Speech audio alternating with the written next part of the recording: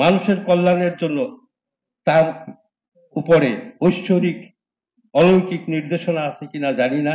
আর যদি না থাকতো তাহলে 104 নম্বর সূরা আল ইমরানের 104 নম্বর আয়াত থেকে এই কথা তার মাথায় ঢুকতো না যে প্রত্যেকটা মানুষের মধ্যে বন্ধুত্বের বলয় সৃষ্টি করার জন্য একটা দল থাকা আবশ্যক, যেখানে হিংসা, অহংকার এবং দ্বন্দ্ব এগুলো থাকবে না, সন্ত্রাস থাকবে না, থাকবে একটা পরিপূর্ণ শান্তিময়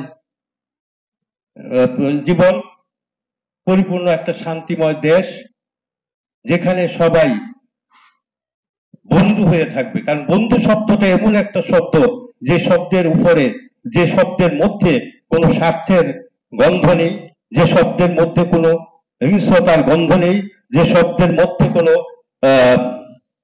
দ্বন্দ্ব নেই, মানে খুনাখুনি নেই। এটাই হলো একটা শব্দ এবং পরম আত্মীয়তার শব্দ, সেটা হলো বন্ধু সভা, সেটা হলো বন্ধু।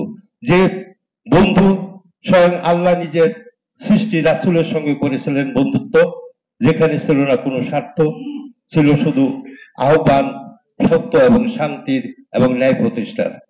যাই হোক, আমি কথা দীর্ঘায়িত করব না। আমি মনে প্রাণে বন্ধু সমাজের অরাজনৈতিক সংগঠন বাংলাদেশ বন্ধু সমাজ এবং আমার বন্ধুর স্বপ্ন সম্পূর্ণরূপে বাস্তবায়িত করার জন্য আপনারা সবাই আমার বাংলাদেশ বন্ধু সমাজের বন্ধু হয়ে বন্ধুত্বের বলয়ে আবদ্ধ হবেন।